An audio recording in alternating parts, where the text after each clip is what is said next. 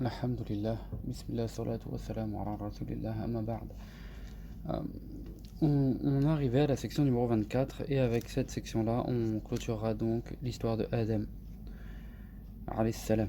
Donc, la section 24, la mort de Adam, alayhi salam, et sa recommandation en faveur de son fils Seth.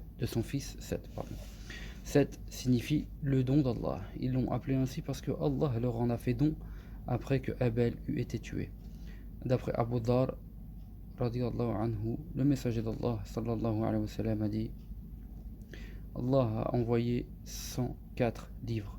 Pour 7, il en a révélé 50. Quand Adam fut près de mourir, il désigna son fils Seth comme successeur et lui apprit les heures de la nuit et du jour.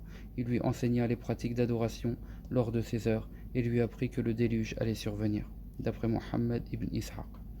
On a dit que les généalogies des fils de Adam aujourd'hui remontent toutes à Seth. Quant aux autres enfants de Adam, ils ont disparu et n'ont pas laissé de descendants à ce jour. Wallahu a'lam. Toujours d'après Ibn Ishaq. Quand Adam mourut, c'était un vendredi. Les anges vinrent avec des parfums pour son embaumement et Allah subhanahu wa ta'ala lui fit parvenir son linceul du paradis. On fit des condoléances à son fils et dauphin Seth. Il y eut ensuite une éclipse du soleil et de la lune pendant 7 jours entiers, toujours d'après Ibn Ishaq.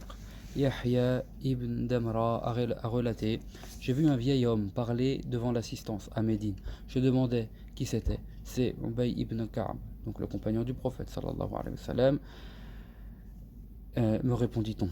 Donc qu'est-ce que disait Ubay ibn Ka'b radiallahu anhu quand Adam fut mourant? Il dit à ses fils: mes fils, j'ai envie de fruits du paradis. Ils partirent alors lui en chercher. Les anges qui transportaient son linceul, les parfums pour son embaumement, ainsi que pioches, pelles et sacs, vinrent à leur rencontre. Fils de Adam, que voulez-vous et que cherchez-vous? Ou bien demandèrent-ils: que voulez-vous et où allez-vous? Notre père est malade et il désire manger des fruits du paradis. Retournez, dirent les anges, votre père va mourir. Les anges arrivèrent et Hawa les reconnut. Elle alla se blottir contre Adam. Laisse-moi, car c'est mon tour, avant toi, lui dit-il. Ne t'interpose pas entre moi et les anges de mon Seigneur puissant et sublime. Ils prirent son âme, le lavèrent, l'enveloppèrent dans le linceul et l'embaumèrent. Ils creusèrent sa tombe avec l'excavation en lahd. Donc, pour cela, en détail, on nous dit: on dispose les briques de façon à en faire un mur fermant le lahd dans lequel le mort a été placé. Le lahd est l'excavation pratiquée dans la paroi longitudinale de la tombe, adjacente à la direction de la Mecque, où le mort est déposé sur son flanc droit. Donc, ils creusèrent sa tombe et firent la prière pour le défunt, puis ils le mirent dans sa tombe et le recouvrirent de terre. Fils de Adam, dirent-ils, telle sera votre coutume pour ce qui est de vos morts. Donc là, c'est important. Donc, lors de l'office du défunt, les anges ont prononcé 4 fois le takbir. Allahu Akbar, Allahu Akbar, Allahu Akbar, Allahu Akbar pour Adam. Abu Bakr prononcera 4 fois le takbir pour Fatima. Omar prononcera 4 fois le takbir pour Abu Bakr. Et Shuhaib le prononcera 4 fois pour Omar. Rapporté par Ibn Asakir par la voix de Shayban ibn Farouk, d'après Mohammed ibn Ziyad, d'après Maymoun ibn Mahran, d'après Ibn Abbas. L'avis le plus répandu est qu'il a été enterré en Inde, à la montagne où on le fit descendre du paradis. On a dit aussi qu'il fut enterré au mont Abu Qubays à Mecca. Nuh, alayhi salam, l'aurait transporté dans une caisse, lui ainsi que Hawa lors du déluge, et les aurait enterrés à Bayt al-Maqdis. Ça, c'est un récit d'après Ibn Jarir. On affirme, selon Ibn Asakir, que sa tête se trouva au niveau de la mosquée d'Ibrahim, donc la mosquée al-Khalil, à Hébron. Donc, on affirme, selon Ibn Asakir, que sa tête se trouve au niveau de la Masjid al-Khalil et ses pieds au niveau du rocher de Jérusalem. Hawa mourut 1 an après Adam.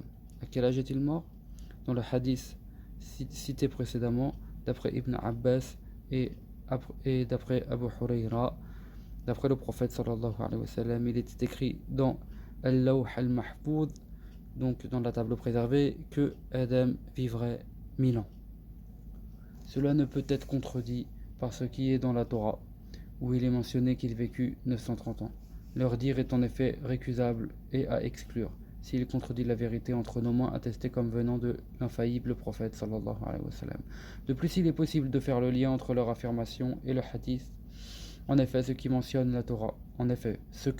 la Torah, si cela a été exactement consigné, s'applique alors à la durée au cours de laquelle il resta sur terre après la descente du paradis, soit 930 années solaires.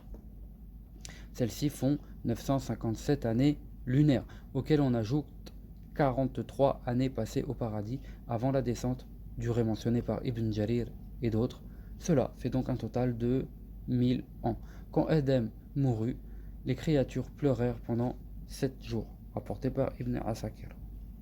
Après sa mort, son fils Seth, alayhi salam, endossa les mêmes responsabilités que lui. Seth fut lui-même un prophète, comme l'atteste le hadith rapporté par Ibn Hibban dans son Sahih, d'après Abu Dhar.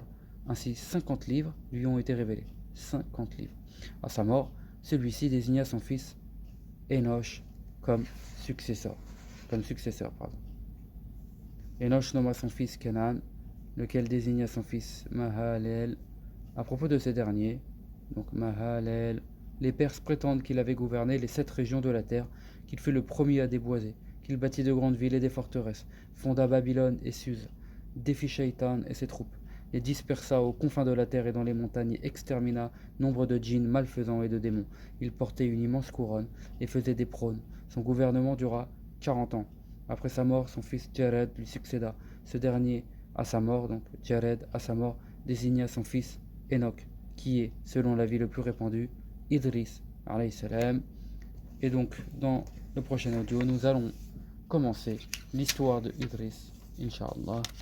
Wallahu a'lam, subhanakallahumma wa bihamdik, ashhadu an la ilaha illa ant, astaghfiruka wa atubu ilayk.